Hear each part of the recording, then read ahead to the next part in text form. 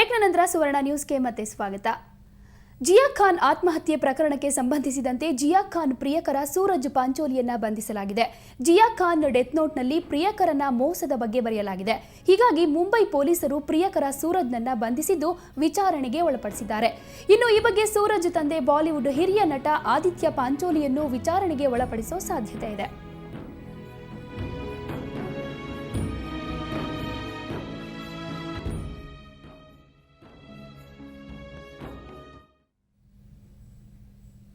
ರಾಜಸ್ಥಾನ ರಾಯಲ್ಸ್ಗೆ ಮತ್ತೊಂದು ಪೆಟ್ಟು ಬಿದ್ದಿದೆ. ತನಿಖೆ ಅಂತ್ಯವಾಗುವವರೆಗೂ ರಾಜ್ ಕುಂದ್ರಾರನ್ನ ಕ್ರಿಕೆಟ್ನಿಂದಲೇ ಅಮಾನತು ಮಾಡಲಾಗಿದೆ.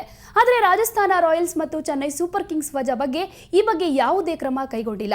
ಈ ಸುದ್ದಿಯೊಂದಿಗೆ ಈ ಹೊತ್ತಿನ ಸುದ್ದಿಯನ್ನ ಮುಗಿಸ್ತಾ ಇದ್ದೀವಿ. ನೇರ ದಿಟ್ಟ ನಿರಂತರ ಸುದ್ದಿಗಾಗಿ ನೋಡ್ತಾ ಇರಿ ಸುವರ್ಣ ನ್ಯೂಸ್. ಕ್ರಿಕೆಟ್ನಿಂದ ರಾಜ್ ಕುಂದ್ರಾ ಅಮಾನತು, ದಿಟ್ಟ ನಿರ್ಧಾರ ಕೈಗೊಂಡ ಬಿಸಿಸಿಐ. ಸಿಎಸ್ಕೆ ಆರ್ಆರ್ ಟೀಮ್ ಬಗ್ಗೆ ಇಲ್ಲ ನಿರ್ಧಾರ. ಅಂತೂ ಇಂತೂ ಬಿಸಿಸಿಐನ ಕಾರ್ಯಕಾರಿಣಿ ಸಭೆ ಅಂತ್ಯಗೊಂಡಿದೆ. ರಾಷ್ಟ್ರ ರಾಜಧಾನಿ ದೆಹಲಿಯಲ್ಲಿ ನಡೆದ ಸಭೆಯಲ್ಲಿ ನಿರೀಕ್ಷೆಯಂತೆ ರಾಜಸ್ಥಾನ ರಾಯಲ್ಸ್ ತಂಡದ ಸಹ ಮಾಲೀಕ ರಾಜ್ ಕುಂದ್ರಾರನ್ನ ಅಮಾನತು ಮಾಡಲಾಗಿದೆ. ಆದರೆ ರಾಜ್ ಕುಂದ್ರಾರ ಅಮಾನತು ಕೇವಲ ತಾತ್ಕಾಲಿಕ ಮಾತ್ರ. ತನಿಖೆ ಅಂತ್ಯವಾಗುವವರೆಗೂ ಮಾತ್ರ ಈ ಆದೇಶ ಜಾರಿಯಲ್ಲಿರುತ್ತೆ. ಆದರೆ ಸಭೆ ರಾಜಸ್ಥಾನ ರಾಯಲ್ಸ್ ಹಾಗೂ ಚೆನ್ನೈ ಸೂಪರ್ ಕಿಂಗ್ಸ್ ತಂಡಗಳ ಅಮಾನತು ವಿಚಾರ ಕ್ರಿಕೆಟ್ ವಿಶ್ಲೇಷಕರನ್ನ ಕೆರಳಿಸಿದ್ದು, ಬಿಸಿಸಿಐ ತನ್ನ ಬೇಳೆ ಬೇಯಿಸಿಕೊಳ್ಳಲು ತಂಡಗಳನ್ನ ಉಳಿಸಿಕೊಂಡಿದೆ ಅನ್ನೋ ಆರೋಪಗಳು ಕೇಳಿಬಂದಿವೆ. ಅಲ್ಲ, ಸಸ್ಪೆಂಡ್ ಆಗಿ ಏನು ಸುಖ ಇಲ್ಲ. ಅವರು ಬ್ಯಾನ್ ಮಾಡಿರೋದು ಬೇರೆ ಇಂಡಿವಿಜುವಲ್ ಬ್ಯಾನ್ ಮಾಡಿದ್ರೆ ಆಗೋದಿಲ್ಲ. ಇಂಟರ್ ಟೀಮು ರಾಜಸ್ಥಾನ್ ರಾಯಲ್ಸ್ ಕಡೆ ಅವರು ಟೀಮ್ ಓನರ್ ಆಗಿದ್ದಾರೆ. 10%, 11%, 30% ಅಲ್ಲ, ಅವರು ಓನರೇ ಟೀಮ್ಗೆ. ಸೊ ಅವ್ರು ಮಾಡಿರೋ ತಪ್ಪಿಗೆ ಟೀಮನ್ನೇ ಟರ್ಮಿನೇಟ್ ಮಾಡಬೇಕಾಯ್ತು. ಇವ್ರು ಮಾಡಿರೋದು ಸರಿಯಲ್ಲ. ಸೊ ಇವ್ರು ಮಾಡಿರೋದು ತಪ್ಪು. ಇದು ಇವರಾಗೆ ಕನ್ವೀನಿಯೆಂಟಾಗೆ ಅವರು ಸಸ್ಪೆಂಡ್ ಮಾಡಿರೋದು.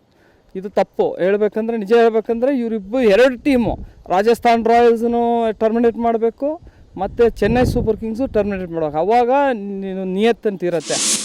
ಬಿಸಿಸಿಐನ ವ್ಯಕ್ತಿ ಅಮಾನತು ನಿರ್ಧಾರ ಸರಿಯಾಗಿದೆ. ಆದರೆ ಆರೋಪಗಳು ಸಾಬೀತಾಗುವವರೆಗೂ ತಂಡವನ್ನ ಅಮಾನತುಗೊಳಿಸುವುದು ಸರಿಯಲ್ಲ. ಅದು ಕಾನೂನು ಬಾಹಿರ ಕೂಡ ಅಂತ ಹೇಳ್ತಾರೆ ಕಾನೂನು ತಜ್ಞರು.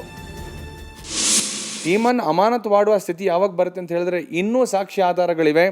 ಇದರಲ್ಲಿ ಈ ಫಿಕ್ಸಿಂಗ್ ಆಗಿರೋದು ಬರೀ ಸ್ಟೇಕ್ ಹೋಲ್ಡರ್ಸ್ಗಳು ಮಾತ್ರ ಅಲ್ಲ, ಟೀಮ್ನಲ್ಲೂ ಕೂಡ ಹಲವಾರು ಪ್ಲೇಯರ್ಗಳು ಹೀಗೆ ಮಾಡಿದ್ದಾರೆ ಅಂತ ಹೇಳಿದ್ರೆ, ಟೀಮನ್ನು ನೀವು ಸ್ವಲ್ಪ ಸಸ್ಪೆನ್ಷನ್ನಲ್ಲಿ ಇಟ್ಬಿಟ್ಟು ಇನ್ನೂ ಇಷ್ಟು ಮ್ಯಾಚ್ಗಳನ್ನು ನೀವು ಆಡಬೇಡಿ, ನಾವು ಇನ್ವೆಸ್ಟಿಗೇಷನ್ ನಡೆಸ್ತೀವಿ ಅಂತ ನೋಡಿ ಸಾಕ್ಷಿ ಆಧಾರ ಇದ್ದರೆ ಆ ಫ್ರಾಂಚೈಸಿಯನ್ನೇ ನೀವು ತೆಗೆದು ಹಾಕ್ಬೋದು. ಬಟ್ ಸದ್ಯಕ್ಕೆ immediately that would have been adverse reaction ಅಂತ ಕಾಣುತ್ತೆ. ಇನ್ನು ಬಿಸಿಸಿಐ ಸಭೆಯಲ್ಲಿ ರಾಜ್ ಕುಂದ್ರಾ ಅಮಾನತು ವಿಚಾರ ಬಿಟ್ರೆ ಬೇರೆ ಯಾವುದೇ ವಿಷಯದಲ್ಲಿ ಚರ್ಚೆ ನಡೆದೇ ಇಲ್ಲ. ಧೋನಿ ಬಹುಹುದ್ದೆ ವಿಚಾರ, ಮೂವರು ಆಟಗಾರರ ವಿರುದ್ಧ ಶಿಕ್ಷೆ ಕುರಿತಂತೆ ಯಾವುದೇ ಮಾತು.